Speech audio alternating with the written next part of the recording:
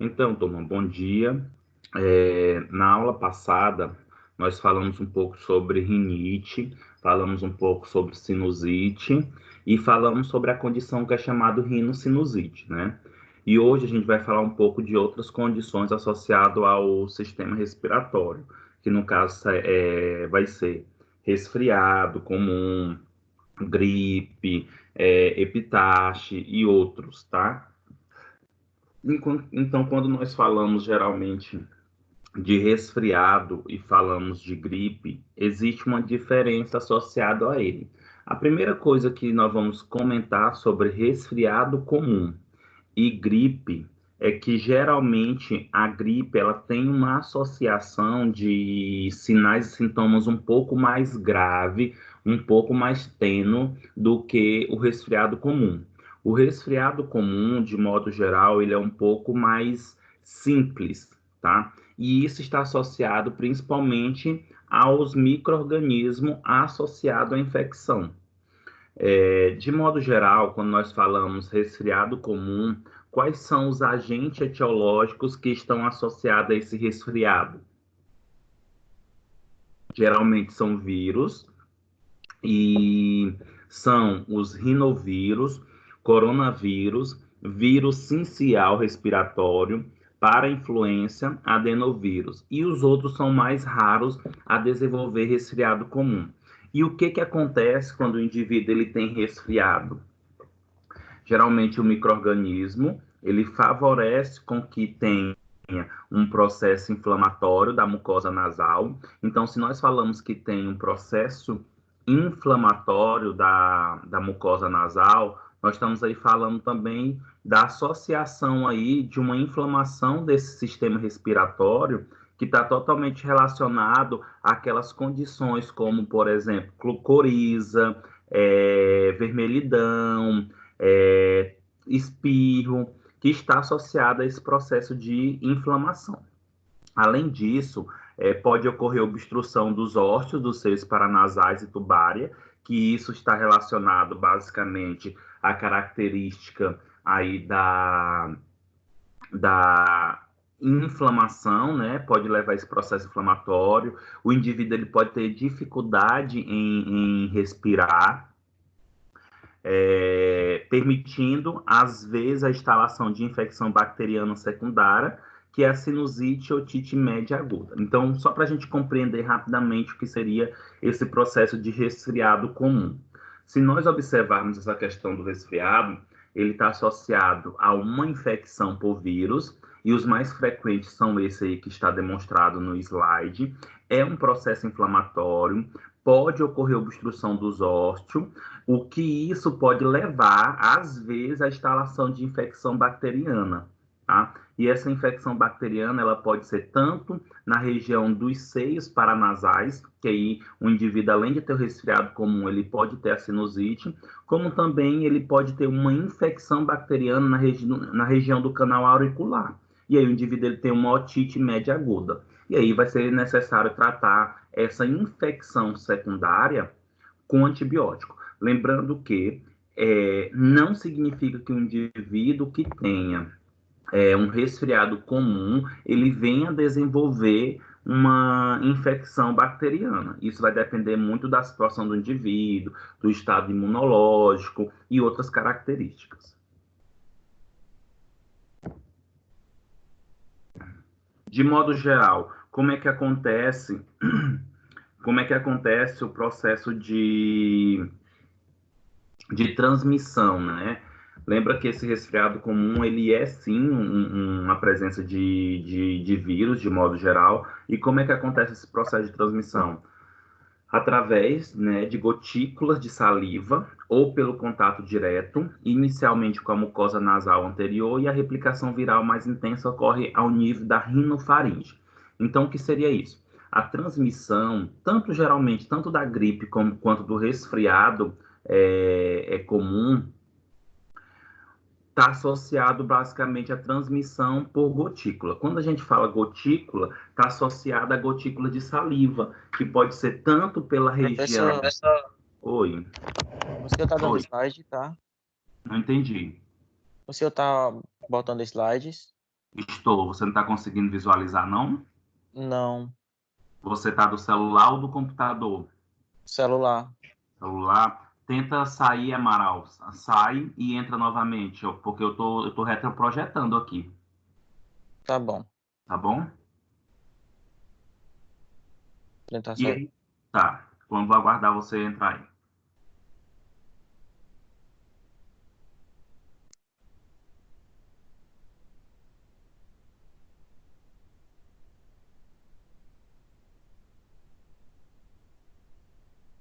Professor, Oi, Bruna.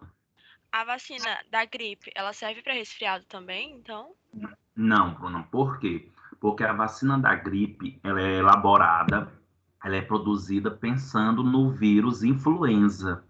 É Uhum. tanto que no próximo slide eu vou comentar para você que a gripe, ela se diferencia do resfriado por causa do agente etiológico. Sim, o que diferencia é a causa, né? E não os sintomas. Justamente, apesar de que os sintomas ele vai ser um pouco diferente, tá? Qual é o grande problema da gripe? É a pneumonia que pode ser ocasionada. Geralmente o resfriado já não leva essa pneumonia tão facilmente, a gripe sim. E aí a gripe, quando se faz a vacina para a gripe, está associado à produção através do vírus de influenza, A, B e C. O que é que eles fazem? Eles pegam o vírus da influenza e vão inativando esse vírus para produzir a vacina. Já o resfriado não tem uma vacina propriamente dito, porque não se sabe as principais causas desses resfriados. Aí o que é que acontece? Não, você não pode tomar 20, 30 vacinas pensando em não pegar um resfriado, porque você, de modo geral, você não sabe qual é o vírus que está ocasionando aquele resfriado. E como ele, teoricamente, os sinais e sintomas são mais brandos, são mais leves, não há necessidade do desenvolvimento dessa vacina. Entendi. Tá conseguindo ver, Amaral, agora ou não?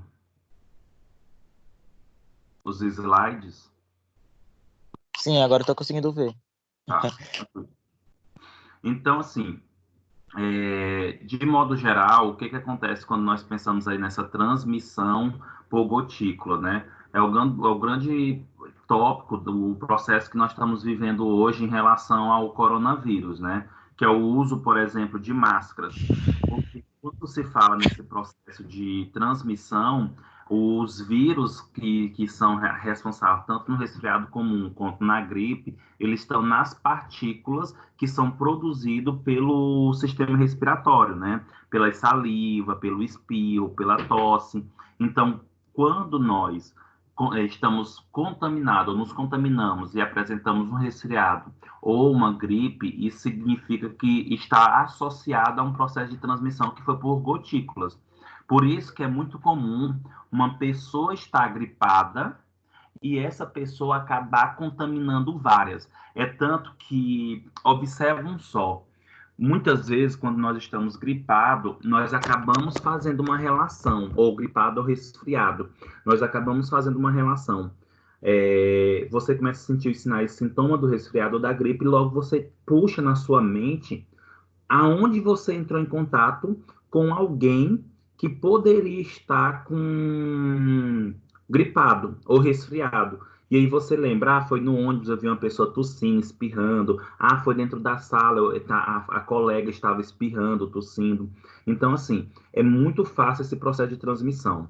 E assim, turma, só para vocês terem ideia, um espirro, geralmente, ele consegue, as gotículas que saem no espirro, consegue chegar até 2 metros de distância.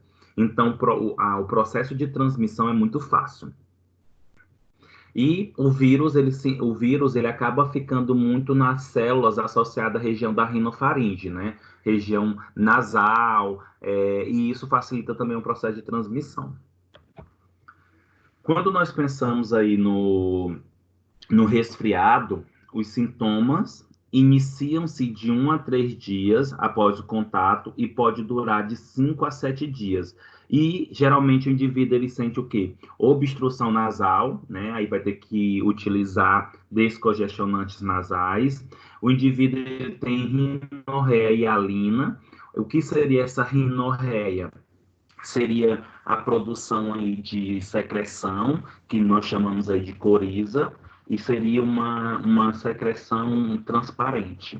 O indivíduo ele tem espirros, né? Lembrando, gente, que o espirro ele é um mecanismo de proteção, de defesa do nosso organismo. Geralmente nós espirramos com o intuito de expulsar alguma coisa de estranho que está no sistema respiratório.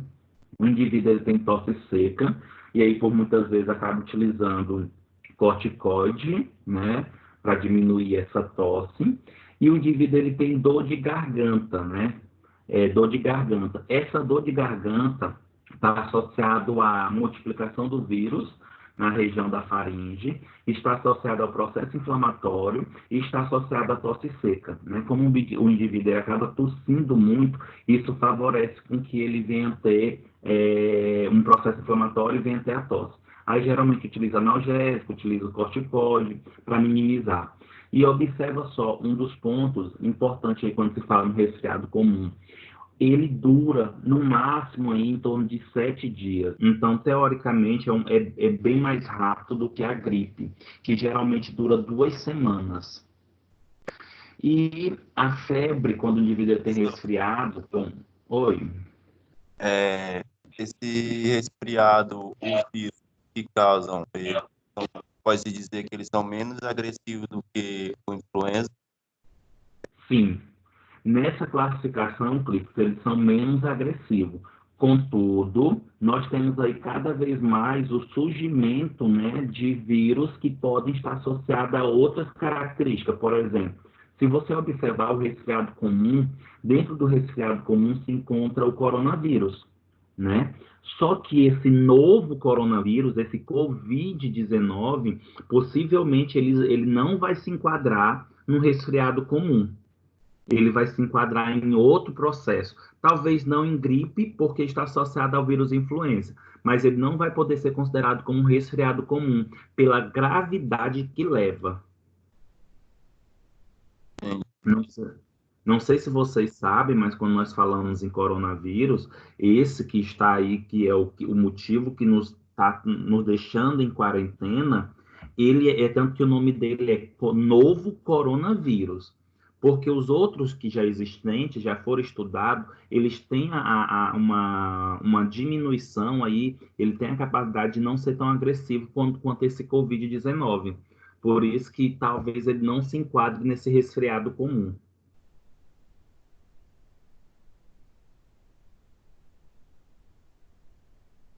E aí é muito importante também nós compreendermos que essa questão da febre, né, quando o indivíduo tem resfriado comum, acontece variado no início do quadro. O que seria isso? Geralmente a febre no resfriado acontece mais nos dias iniciais, aí no terceiro dia, segundo, terceiro dia, o indivíduo ele pode ter febre. E essa febre ela pode ocorrer não estavelmente. O que seria isso? Ela pode acontecer durante o dia todinho, ou, por exemplo, só pela manhã e aparecer à noite. Já é diferente quando o indivíduo está gripado. Geralmente, o indivíduo, quando ele está com gripe, ele tem febre praticamente o dia todo. Professor, mas essa febre é causada pelo processo inflamatório, né? A febre é ocasionada pelo processo inflamatório e também, Bruno, é ocasionado pelo sistema imunológico. O sistema imunológico, o indivíduo está resfriado, o indivíduo está com vírus. O que é que o sistema imunológico vai fazer? Vai tentar combater o organismo com o intuito de um micro-organismo com o intuito de matar ou reverter. Eu não sei se vocês já ouviram falar, mas é muito comum acontecer o seguinte: a febre, quando nós estamos com alguma infecção, é comum que a gente tenha febre. A febre é um mecanismo, gente, de minimizar o processo de multiplicação da bactéria, do vírus. Só que o que acontece, ao mesmo tempo que é um mecanismo de defesa do nosso organismo, a febre também prejudica o nosso organismo. Então, a febre, ela não está associada somente ao processo inflamatório. A inflamação leva à febre também, mas a febre, ela está associada também ao processo de infecção pelo vírus. Olha só o que nós podemos observar nessa tabela, né? Oi. No caso do resfriado, o uso de corticoide é o mais indicado, não de antibiótico, né? Não é isso?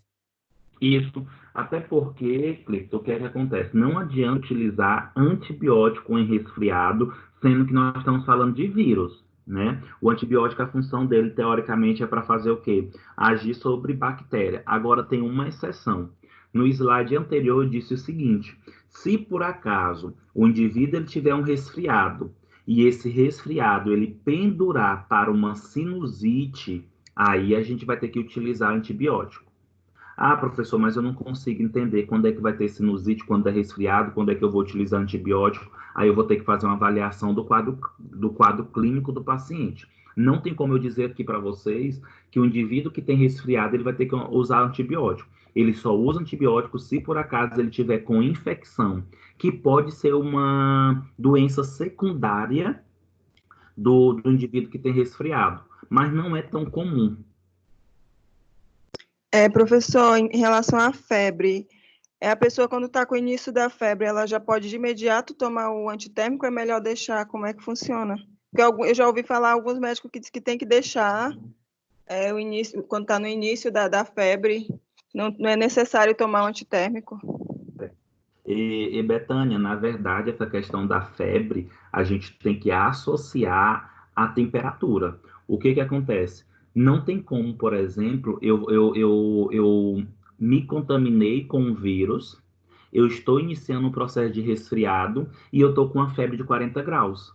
Não tem como eu estar com a febre de 40 graus, 39 graus e esperar a febre passar. Isso vai levar a complicações. A febre, ela leva à quebra de proteína. O aumento da temperatura leva a gente a ter convulsão. Então, assim, de modo geral, a gente só permite ter a febre se por acaso o indivíduo ele tem aí 37 graus, 38 graus. Mas passou dos 38, não tem como eu esperar. Eu vou ter que dar antitérmico, porque a probabilidade do indivíduo ter uma convulsão é muito grande. Entendi. A questão é o que acontece, Betânia. Geralmente, principalmente mães, pega ali a criança, percebe que a criança está com um pouquinho de aumento da temperatura corporal, e aí já dá um paracetamol, já dá um ibuprofeno. Inicialmente, a gente pode deixar, se essa febre não vier a comprometer o nosso organismo. Por isso que eu vou precisar de um termômetro para saber a quantidade aí, a tentar medir, aferir essa temperatura.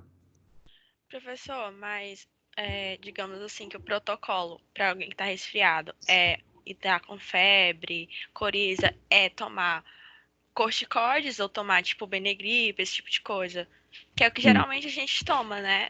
Sim.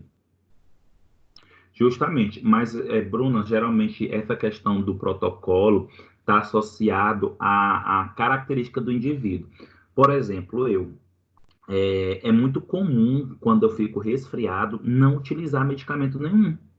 Já percebi, há momentos que eu fiquei resfriado com coriza, eu fiquei com corpo mole, eu tive um aumento da temperatura, mas eu não utilizei nenhum medicamento. Não teve a necessidade. Agora, geralmente, quando nós utilizamos medicamento, é quando os sinais e sintomas impedem o nosso desenvolvimento das atividades do dia a dia. Ah, eu tô com muita coriza, eu tô com muita dor de cabeça, eu tô com muita tosse. Mas se você não tiver ou tiver esses sinais e sintomas e ele não tiver literalmente lhe prejudicando, não tem problema você não usar. Então, assim, quando a gente fala em protocolo de tratamento do resfriado, lembra que a primeira coisa que a gente tem que pensar é no paciente. O indivíduo ele tem necessidade de tomar porque está incomodando, aí eu vou verificar o quê? Quais são os sinais e sintomas que o indivíduo tem que mais incomoda. O que ele chega lá na farmácia reclamando? Ah, ele chegou lá na farmácia reclamando de tosse, de espirro, de coriza. Ah, então se é tosse, coriza, espirro, um corticóide vai resolver.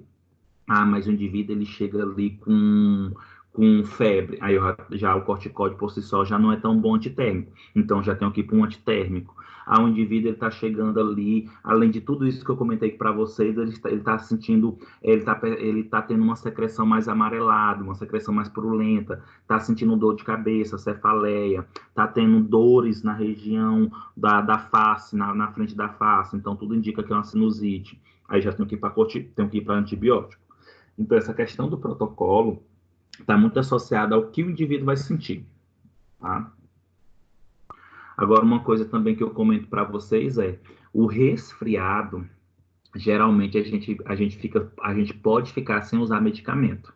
Agora, a gente na gripe, quando o indivíduo está gripado, não tem como não usar medicamento, porque os sinais e sintomas são muito mais graves, são muito mais severos, tá? Olha, vamos olhar esse gráfico aí, esse fluxograma que tem mostrando a diferença de resfriado para gripe. Geralmente, o agente causador do resfriado são rinovírus, parainfluenza e vírus sincicial respiratório, que inclusive é muito comum na nossa região, esse vírus sincicial respiratório. Já na gripe, o agente causador é o vírus influenza A, B e C. No resfriado, a evolução acontece de 2 a 4 dias. Já na gripe, a evolução é de 1 a 2 semanas, é muito mais tempo com o processo. No resfriado, as complicações são leves a moderado, o indivíduo pode ter otite, uma sinusite. Otite, gente, é a inflamação do ouvido. O indivíduo pode ter sinusite, entre outras. Já as complicações da gripe é mais severa, podendo evoluir para pneumonia. Já no resfriado, os sintomas é tosse, coriza, congestão nasal, a febre já é ausente ou baixa. Já na gripe, olha os sintomas: febre alta, dores musculares, dor de garganta, dor de cabeça, tosse seca. Olha aí a diferença. Possivelmente o indivíduo que tem gripe ou está gripado, ele terá que fazer o uso de medicação. Ele não consegue passar por uma gripe sem utilizar medicamento por causa desses sinais e sintomas mais severos.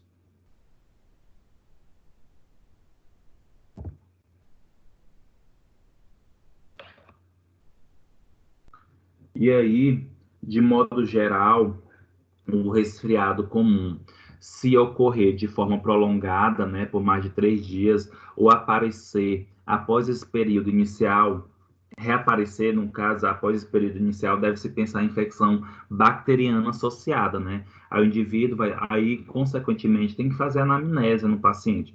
Significa o quê? Que pode ser que o indivíduo ele tenha placas bacterianas na região da boca, o indivíduo tenha dificuldade de deglutir. Então, aí, nesse caso, terá que fazer o uso de antibiótico.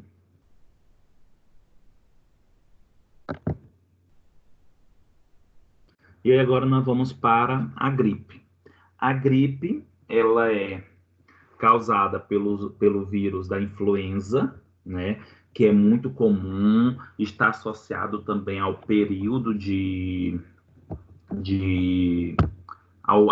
está associado a características climáticas. É muito comum o vírus da influenza aparecer mais nesse período aí que está associado à chuva, ao aparecimento da chuva.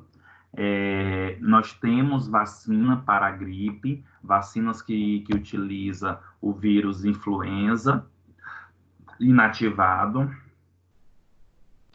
Geralmente, a gripe é causada pelo vírus da influenza e costuma ser classificada separadamente do resfriado comum, por ser um quadro com maior repercussão clínica, com febre alta, prostração. E aí, quando nós falamos prostração, gente, é aquilo que eu comentei para vocês. Possivelmente, um indivíduo que tem a gripe, ele não consegue exercer as suas funções. Já o resfriado já consegue. O indivíduo que está gripado, literalmente, ele fica acamado. O indivíduo ele tem mialgia, né? Quando está gripado, essa mialgia são dores musculares, contrações involuntárias, e o indivíduo ele também tem calafrios. Olha o tanto que é mais, teoricamente, mais severo os sinais e sintomas da gripe. O indivíduo... Professor. Oi. Justamente esse era o intuito do Ministério da Saúde, que era fazer a campanha de vacinação para justamente descartar a possibilidade daquele indivíduo, ou da população no geral mesmo, achar que estava com coronavírus, né? Porque já ia tirar, como os sintomas são parecidos, aí ia tirar a possibilidade da pessoa achar que ela estava contaminada com coronavírus, né? Isso. Na verdade, Clifton, Então, contra a... isso. Na verdade, Clifton, tem dois pontos. Eu acho que o primeiro ponto você falou muito bem, né? Quando você fala aí que um dos motivos, né, da vacinação contra a gripe, inclusive eles adiantaram o calendário de vacinação. Um dos motivos é esse, para literalmente as pessoas diferenciar. A pessoa tomou a vacina da gripe, então o que ela tem, os sinais e sintomas dela não é referente à gripe comum, causada pelo influenza. Ela pode estar associado ao coronavírus. Mas aí tem um outro ponto, que eu acho que é o principal ponto, que mais a mídia bate, que mais o Ministério da Saúde, que mais a Organização Mundial de Saúde fala. Olha só, Clifton, se vocês observarem, olha o que é que o indivíduo tem quando ele está gripado. Febre alta, prostração, mialgia e calafrios. Uma pessoa geralmente que está gripada, que tem todos esses sinais e sintomas, possivelmente vai ser atendido no hospital. Vai acabar indo para o hospital. Aí tu imagina agora, no mundo, no Brasil, no Maranhão, em São Luís, as pessoas tendo coronavírus e tendo gripe. Vão todo mundo para dentro do hospital e não vai ter leito suficiente para todo mundo. É esse o grande ponto quando se fala da quarentena. Não é, gente, que nós não venhamos a pegar o coronavírus. Possivelmente 90% da população vai pegar coronavírus. O motivo da quarentena, o motivo do isolamento é para que as pessoas não peguem tudo de uma vez. Porque se pegar tudo de uma vez, nós vamos sobrecarregar o nosso sistema de saúde, tanto público quanto privado. E a gripe, apesar de não ser o coronavírus, a gripe ela leva a prostração, leva essas dores, né? Então a gente acaba indo para o hospital. E fora que indo para lá, o risco de pegar o coronavírus também é muito grande, né? É, bem maior. Então, né? Acaba sendo bem maior. Então, assim, finalizando essa questão que o Clifton falou, tem tudo a ver. Eu acho que realmente adiantar a vacinação contra a influenza está associado, sim, para diferenciar quem tem coronavírus e que tem gripe, mas também para não sobrecarregar, porque pessoas que estão gripadas, é bem comum elas ir uma hora ou outra para o hospital, porque os sinais e sintomas são mais severos. Continuando, gente, olha só, os sintomas de coriza, tosse e faringite comuns no resfriado, comuns no resfriado comum, são menos evidentes devido às manifestações sistêmicas mais intensas. O que é que eu estou querendo dizer para vocês nesse caso aqui? Que as pessoas que têm gripe, elas têm coriza, ela tem tosse e ela tem faringite, né? Essa dor de garganta aí. Contudo, essa coriza, essa tosse, essa faringite, ela é tão despercebida porque os outros sinais e sintomas que a gripe manifesta é bem mais forte, que acaba a pessoa não percebendo, não dando tanta importância para essa coriza, para essa tosse, faringite, e dando importância mais para outros, como a mialgia, como a prostração, como a febre. Então, por exemplo, turma, já é um dos pontos que vocês podem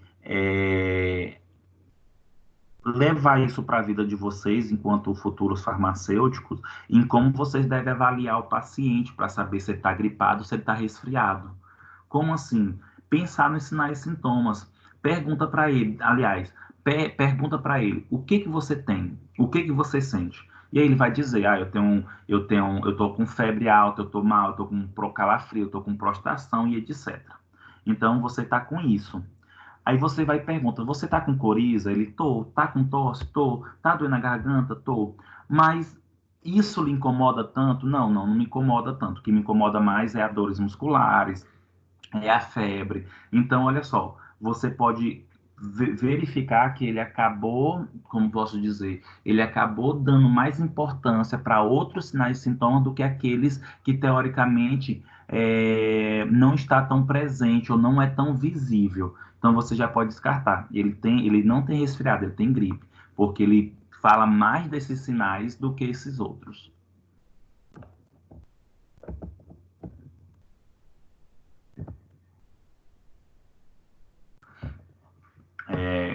Qual é o diagnóstico para o indivíduo que tem gripe? É clínico, tá, gente? Quando nós falamos em diagnóstico clínico, nós estamos comentando que isso está associado ao perfil clínico, o que ele sente, sinais e sintomas. O indivíduo, geralmente, esse clínico é associado à característica do paciente e os sinais e sintomas. E não há necessidade de exames laboratoriais, apesar de que existe, viu, gente, exame para diagnosticar a gripe, tá? Existe o exame para determinar se o indivíduo está com influenza ou não.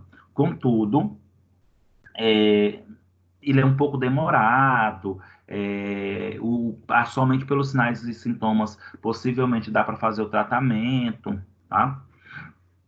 É igualzinho, turma, por exemplo, é impossível a gente não falar de coronavírus numa aula dessa, né? Não tem como a gente separar esse assunto.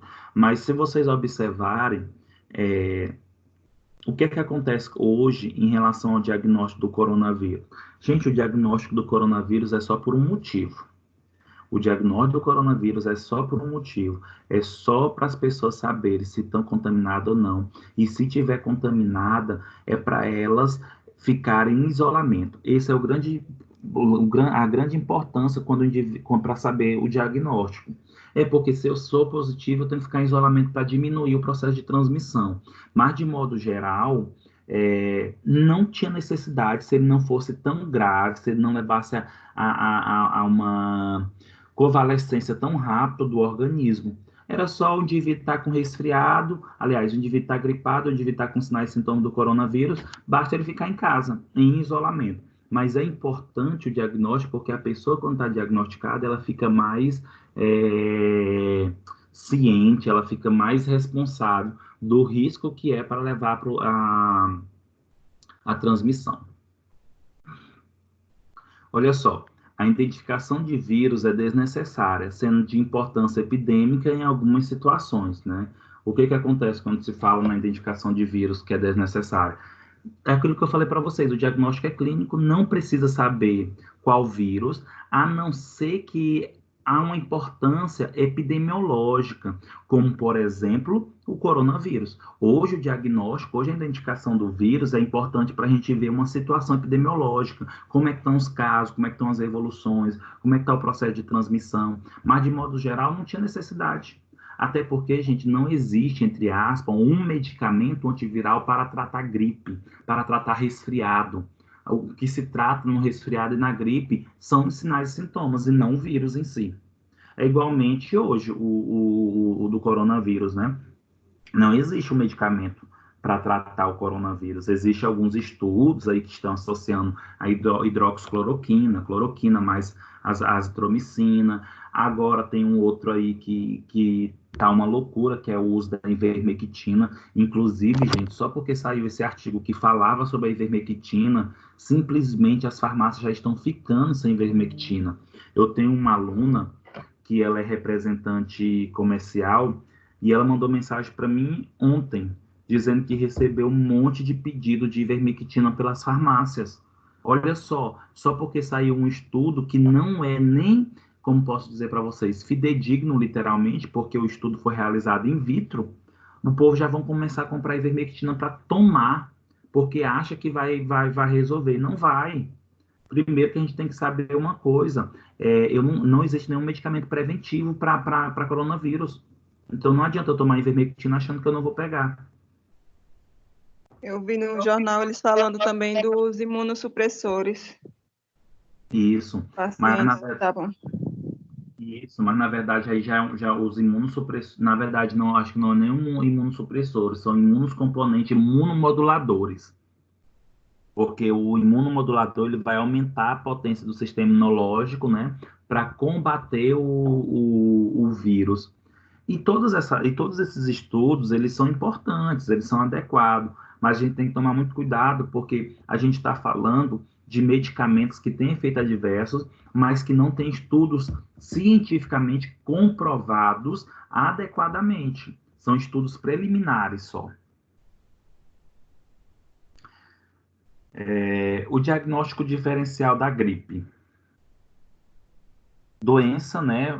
Quando o indivíduo ele está gripado, o que significa que a gente tem que diferenciar, realmente é gripe ou é outro tipo de vírus, por exemplo.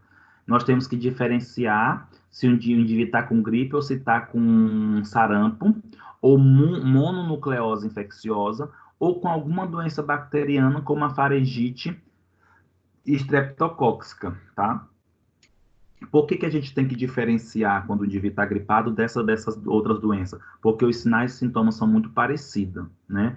Rapidamente consegue se diferenciar aí do sarampo, porque o sarampo está associado à produção, né, de feridas na pele, tá? Já a mononucleose já é um pouco mais difícil, está associada a uma infecção respiratória, e também tanto a faringite estreptocócica, e precisa avaliar um pouco mais adequadamente.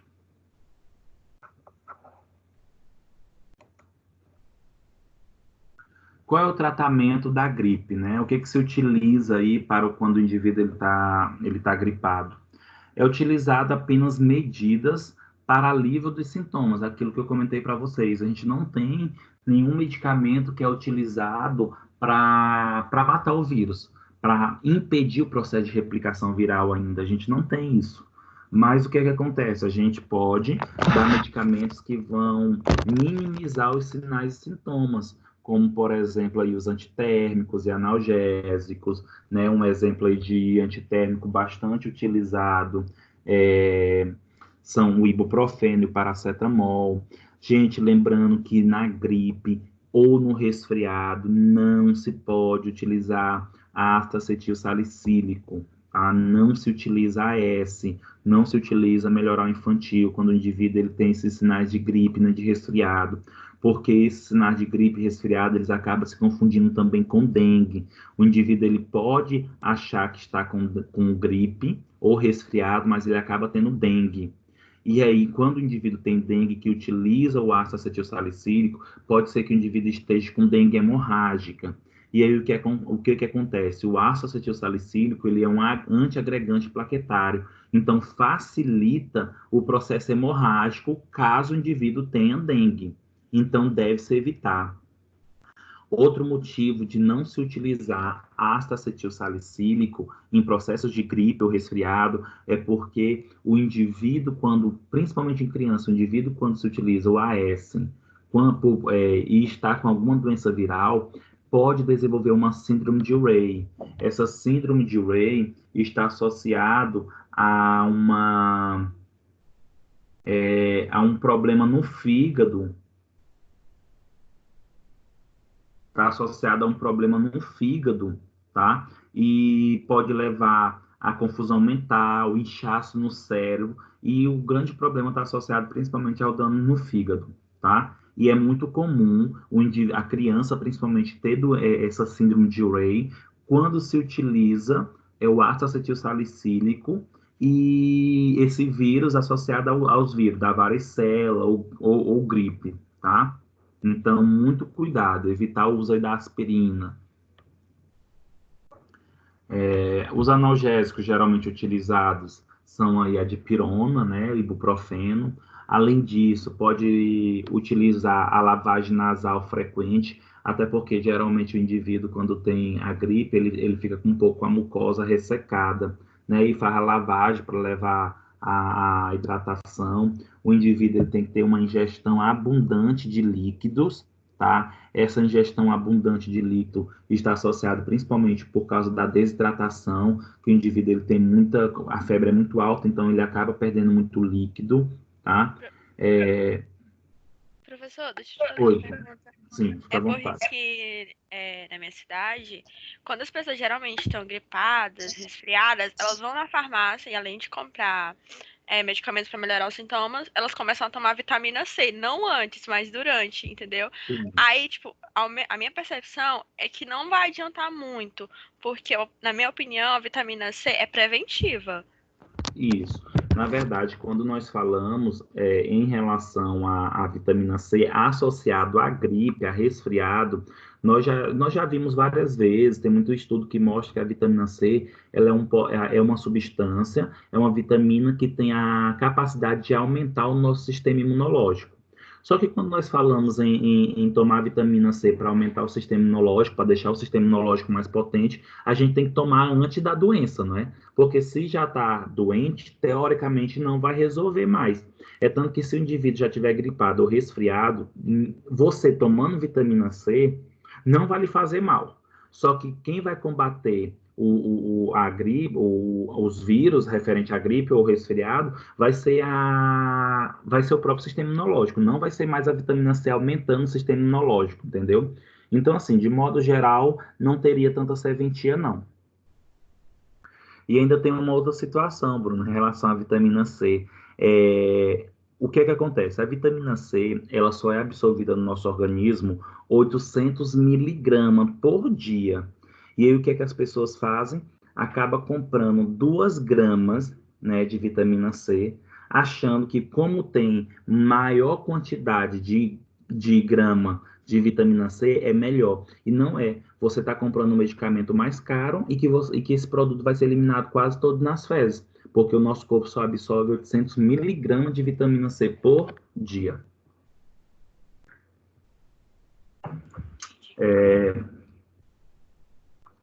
E além disso, lembrando, gente, que geralmente os multigripais, já que a Bruna comentou aí, os multigripais da vida, eles são uma associação de medicamentos, né? Então, os multigripais, às vezes, têm um antitérmico e um analgésico, né? Muitas vezes tem um antihistamínico, que é para diminuir essa coriza, essa tosse em si. Tem também uns agonista aí dos receptores de adrenalina, que é para diminuir o processo de vasodilatação, para diminuir a congestão nasal. Então, é um conjunto de substâncias que tem nesses multigripais. Geralmente são 3, 4 substâncias.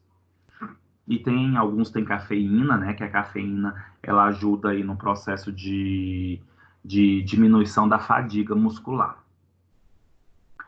E além de utilizar, por exemplo, medicamentos para congestão nasal, né? Ou seja, o descongestionante, como a nafosolina, ou então, por exemplo, o Noex, que é a budesonida, que é um corticoide, pode-se utilizar também alguns expectorantes, que nós chamamos de fluidificação, que vai ajudar na fluidificação das secreções, que vai ajudar a eliminar, né, mais esse muco preso e facilitar mais o processo de respiração, como, por exemplo, o iodeto de potássio, guafanazina, guacol, que são fármacos, né, são xaropes que têm aí princípios ativos que ajudam a expectorar essas secreções.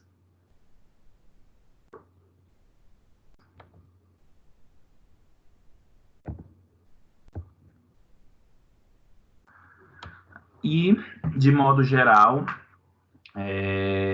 nós temos alguns tratamentos específicos, né? O que acontece? O que seria esse tratamento específico? No caso da gripe pelo vírus da influenza, já existem algumas medicações disponíveis que reduzem a gravidade e encurtam a duração da doença, quando iniciada nas primeiras 48 horas do início dos sintomas, né? Quais são esses medicamentos geralmente utilizados?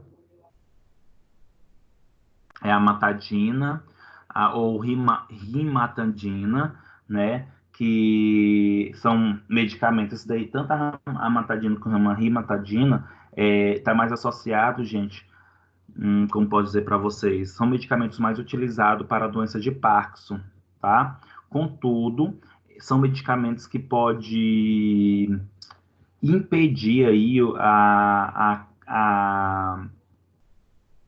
deixa eu tentar deixar mais claro para vocês. A amantadina é um medicamento utilizado para a doença de Parkinson, tá? Mas também pode ser utilizado na prevenção viral contra o vírus influenza, como também o da gripe aviária, pois ele tem a capacidade seletiva de inibir a entrada, inibir a multiplicação do vírus, tá? Mas olha o que é importante aí, olha o que é que eles falam lá em cima. Diz o seguinte, que geralmente se utiliza o medicamento para tratamento específico 48 horas do início dos sintomas. Gente, em 2 dias, a gente não percebe de modo geral que está gripado. Não dá. Quando a gente já vai literalmente perceber que está gripado, a gente já está com quase 4 dias, 5 dias.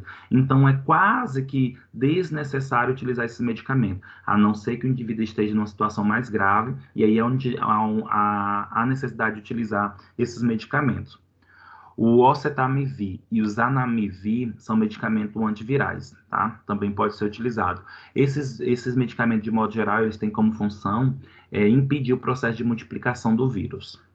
E aí, não multiplicando o vírus, ou multiplicando menos o vírus, tem menos partículas, menos infecção no organismo.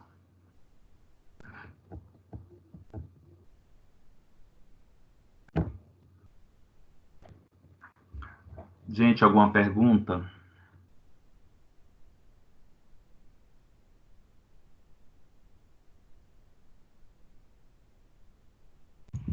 Não. Tá. Professor, Oi, Evelyn. eu tenho uma pergunta. Fica à Eu vontade. tenho um amigo que ele tem todos os sintomas de rinocinusite e ele Certo. chega a tomar 5 medicamentos para se sentir melhor. E um dos medicamentos que ele toma é Stim. O senhor acha que adianta alguma coisa ou é melhor ele procurar outro tipo de tratamento? Tá. Ele utiliza 5 medicamentos e o medicamento que você falou, qual é o Stim?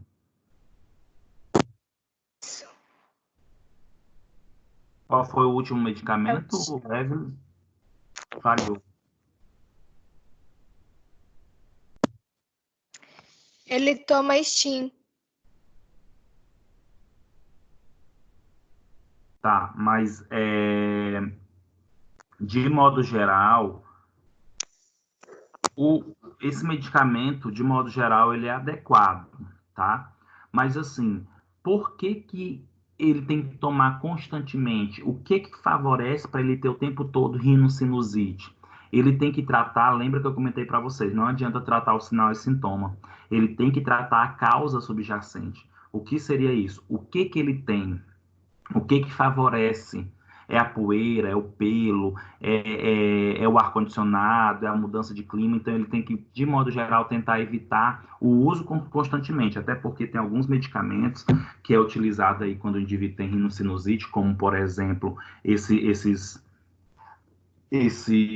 soros, como o Neosoro, que tem nafosolina. A nafosolina ele pode levar a uma dependência, o indivíduo pode ter cefaleia, tá? Mas o que ele utiliza, como esse que você comentou, o Stim é adequado, tá? Ele vai ter um efeito de corticóide, vai ter um efeito anti-inflamatório, mas por si só ele tem que entender o que leva a ele ter isso constantemente. Eu usava muito esse Neosoro. Só que eu parei de usar, assim, mesmo de parar de usar mesmo, meu nariz melhorou muito, essa questão da sinusite. E Amaral, Sim. Você sente? Ou não? Eu tenho sinusite. Hoje em dia, eu não sinto tanto como eu sentia antes. Assim, é uma vez ou outra. Uhum. Usava bastante Neosoro, eu parei de usar, melhorou muito. Você sentia dor de cabeça, assim, constantemente ou não? Constantemente, mais ou menos. Porque geralmente o Neosoro ele leva um pouco de dor de cabeça, e um dos problemas do Neosoro é que ele leva a ressecamento da região nasal, e aí você pode ter irritação, entendeu? Mas não se deve, por exemplo, tem pessoas que antes mesmo é tão dependente de Neosoro que não está nem com congestão, mas está colocando Neosoro nas narinas, só pela dependência mesmo. Eu acho, professor, porque eu conheço várias pessoas assim, que eles associam não ao medicamento, mas só a um soro fisiológico, algo assim, entendeu? Sim, sim, muitas vezes, Bruna, basta somente uma lavagem, né? Compra aí um medicamento com soro fisiológico, com cloreto de sódio, e só fazer lavagem é o suficiente. Diga, Evelyn. Essa pessoa toma uns 5 medicamentos. O senhor acha que isso faz bem ou é melhor tomar mais cuidado, parar? Evelyn, na verdade, eu precisaria saber quais são os 5 medicamentos, entendeu? Agora sim, a minha percepção, se ele tem rinocinusite, está tomando 5 medicamentos, tem medicamento a mais aí. Não tem necessidade de estar só tomando 5 medicamentos. Será que não tem medicamentos que é da mesma classe farmacológica? Exemplo, será que ele não está tomando 2 ou 3 corticóides? Será que ele não está tomando 2 antihistamínicos? Será que eu acho que 5 medicamentos para rinocinusite tem medicamento demais aí? Possivelmente isso vai levar a problemas lá na frente. Entendi. Turma, a gente vai dar um intervalozinho de 10 minutos, tá bom? Tudo bem. Qualquer coisa é só chamar. Recreio, gente. Cuidado com o que vocês vão falar, tá gravando. É isso. Vou aproveitar para pentear o cachorro. Aqui. Vai tomar café, Betânia?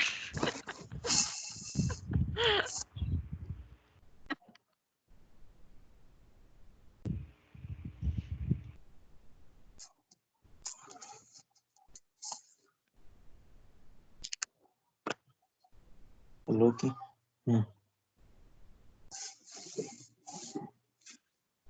Peraí.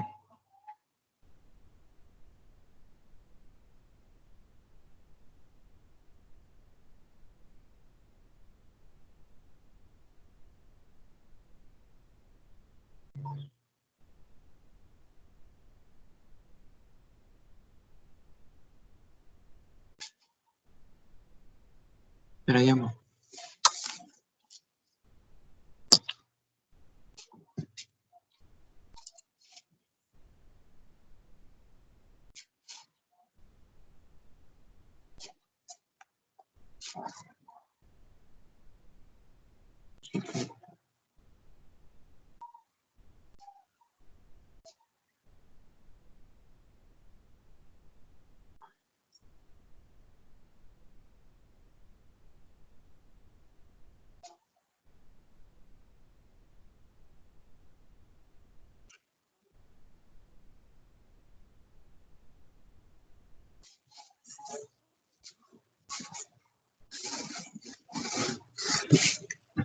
Nossa.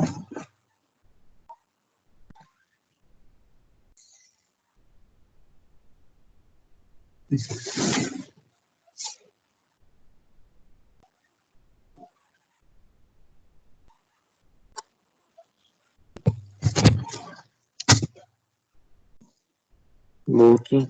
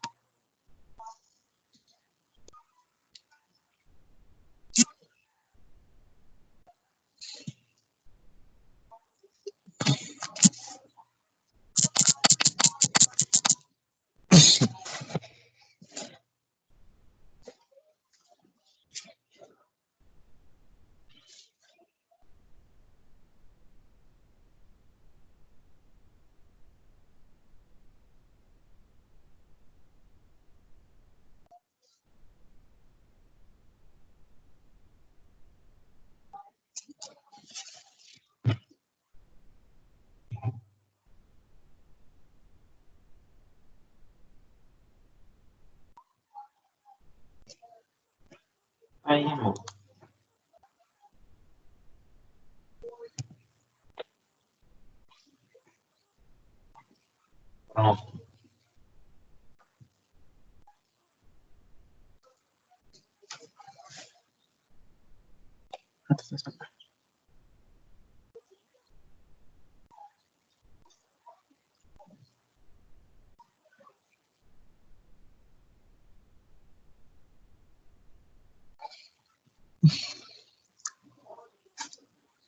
Pronto.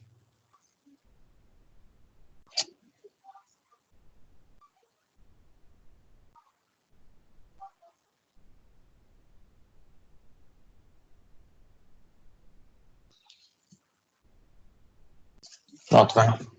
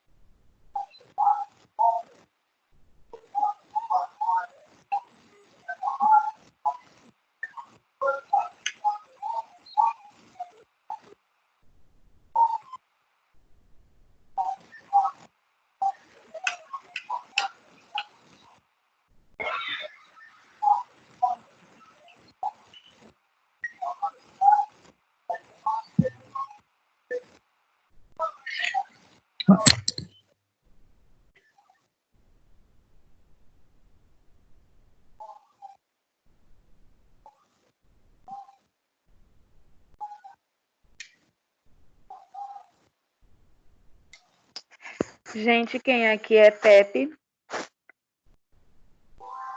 Eu era, só que eu esqueci de pagar, fazer a rematrícula dele. Ah, Que todo tu mês tem sabe que como é que fazer a pega rematrícula. esse contrato? Porque eu dei o ok, só que eu tô querendo pegar o meu contrato e não tô conseguindo. No caso, eles não tem como. Tu só dá o ok lá no site, aí ele refaz automaticamente. Ele some, não pega mais. Eu nunca consigo pegar esse Não, contrato. ele é só online o contrato. E vai aumentar, né? Próximo semestre apareceu lá para mim. Por isso que eu queria pegar. Eu pago R$ 493,14, vai aumentar próximo semestre para 540 e pouco. Sim, ele vai aumentando. Tô apresentando como outro financiamento, ele vai aumentando. Não. É porque tu não fez o recadastramento daquela vez, aí eles aumentam para 60%. E recadastramento. Aquele lá, tu fiz. lembra? Tu falou que não ia fazer, que ia deixar aí para 60%, Não, etc. eu fiz, ele ficou normal. Apareceu aqui que era 50%. Porque Apareceu mesmo. depois que tu chega no 50%, eu fui lá, eles não aumentam mais nada, é para ficar em 50%. Eles aumentam para 60% caso você não preencha os dados.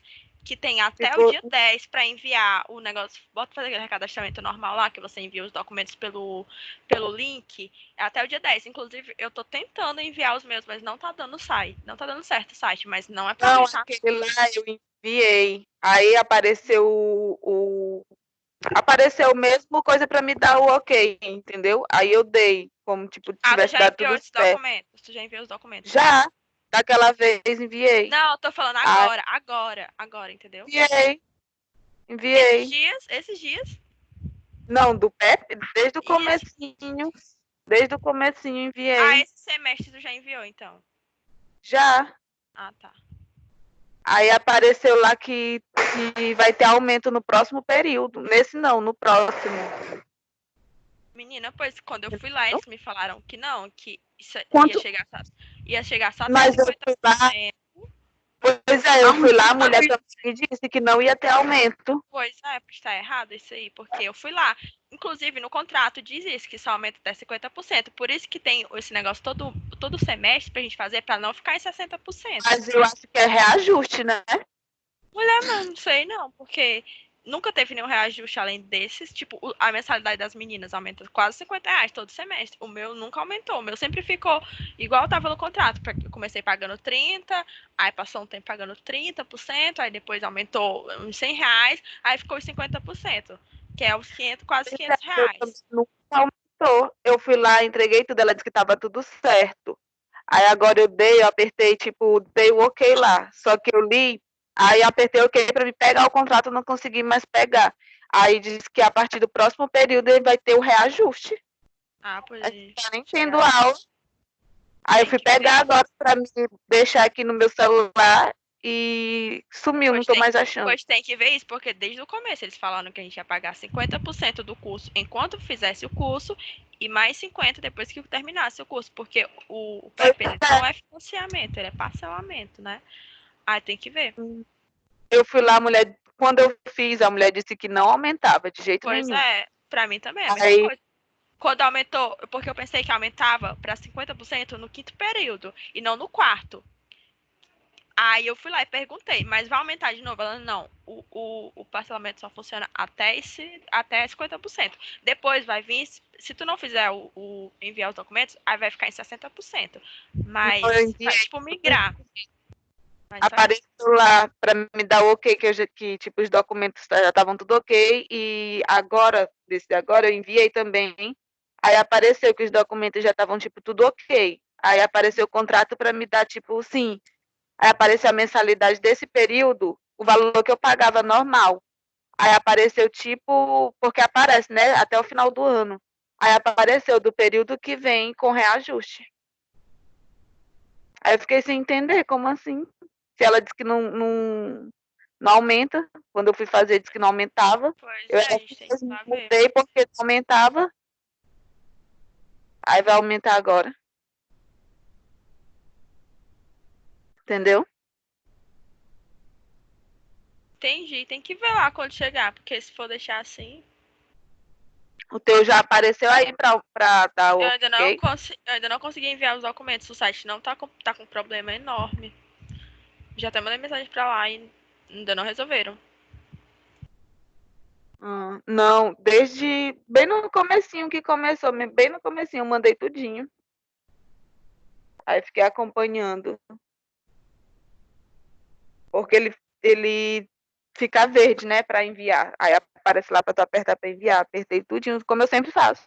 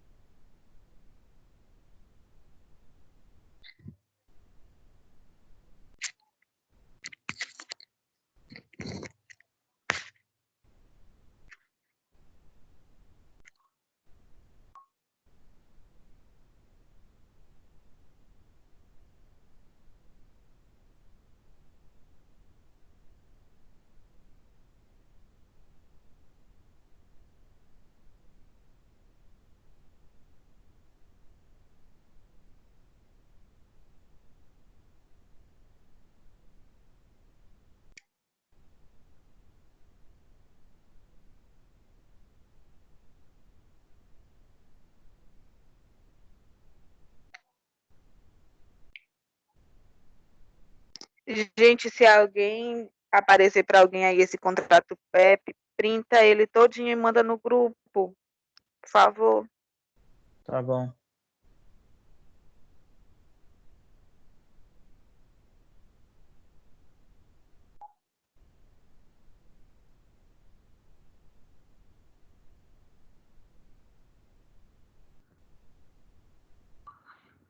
Turma, já estou aqui, viu? Só retroprojetando aqui de novo os slides.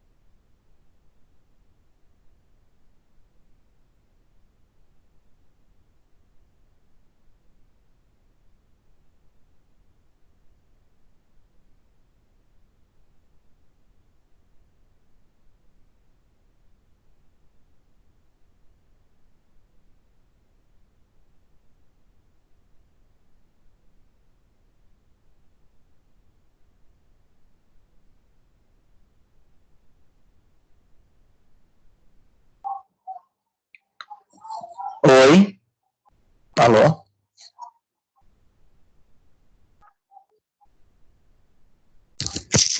Oi. Eu pensei que tinha bugado aqui a minha internet. Não, só estou retroprojetando aqui os slides para a gente voltar. Tudo bem.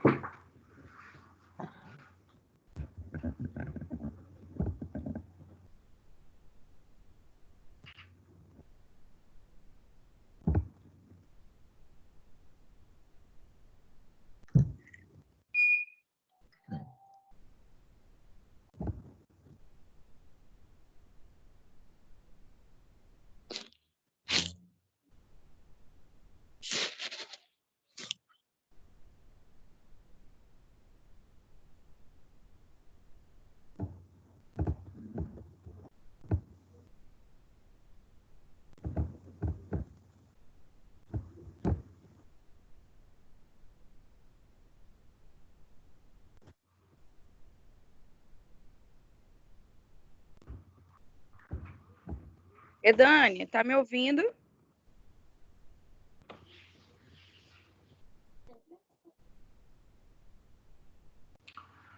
Então, turma, vamos dar continuidade, tá?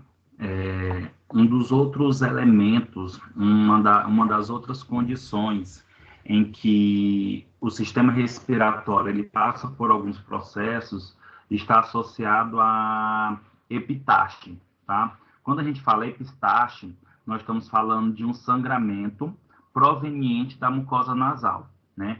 E aí, quando se fala nesse sangramento, nós temos que relacionar alguns aspectos importantes. Esse sangramento, por vezes, ele tem um processo muito benéfico, tá? E aí, quando nós falamos nesse processo benéfico, nós estamos falando em quê? Por exemplo, muitas vezes esse sangramento nasal, que tem o nome científico epistaxe, tá? Então, sangramento nasal é chamado epistaxe. Muitas vezes, um dos motivos desse sangramento nasal, gente, pode ser, por exemplo, pressão alta, hipertensão. E isso, né, essa questão do sangramento nasal, por muito é muito bom. Por quê? Porque o indivíduo, quando ele tem um sangramento nasal, que ele é hipertenso, isso pode diminuir a pressão sobre os vasos sanguíneos por causa do sangramento, e isso pode evitar, por exemplo, um AVC, isso pode evitar um derrame. Então, o epistaxe, a gente tem que avaliar as condições, os motivos que levam. Olha só, calcula-se que 60% da população adulta já tenham apresentado ao menos um episódio de epistaxe, na maioria das vezes autolimitado e sem maiores consequências. Então, só para vocês terem ideia, é uma situação muito comum ter, né? 60% da população adulta já apresentou, e aqui mesmo já está dizendo que a epistaxe ela é autolimitada. O que seria isso? Por si só, ela se resolve. Não tem consequência por causa desse Eu tinha muito sangramento. quando era criança, professor. Muito, muito mesmo, com muita frequência. Aí vai depender de indivíduo para indivíduo. Muitas vezes você poderia ter uma mucosa, uma parede de mucosa mais fina. Você chegou a ter asma, rinite, sinusite? Eu tinha episódios Não? assim, tipo, às vezes eu tava dormindo, aí começava a sangrar, eu tava fazendo na escola, começava a sangrar, aí parava por si só, entendeu? Uhum. Aí Talvez quando isso na minha tenha- adolescência, lá pelos 15, 16 anos, parou. Entendi. Isso vai estar associado, por exemplo, a algum ressecamento da mucosa. Isso pode estar associado à sua mucosa, poderia ser mais fina do que o normal, mas por si só é autolimitado, tá? Como você conseguiu, sem consequência, passar por isso, então isso não é uma condição patológica. Estima-se que apenas 6% dos casos de epistaxe necessita de intervenção médica para a contenção do sangramento. Aí está associada a característica de quê? Por que tem que conter esse sangramento? Porque a epitáxia, gente, é uma hemorragia. É considerado um processo hemorrágico. Nesse caso, quando se fala em processo hemorrágico, existe a perda de sangue, o indivíduo pode ficar com anemia. Então, se não for autolimitado e tiver consequências, tem que favorecer esse processo aí, tá? Tem que fazer o tratamento em si. Gente, só um momento.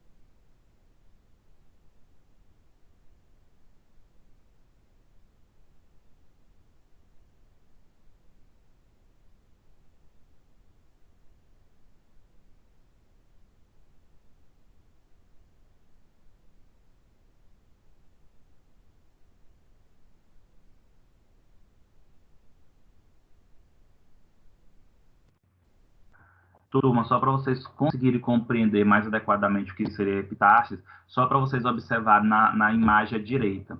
A imagem à direita, nós podemos observar as fossas nasais, que são altamente irrigadas pelo sistema de artérias carótidas interna e externa. Então, nós temos aí microvasos, vasos muito pequenos, que há uma facilidade muito grande no extravasamento.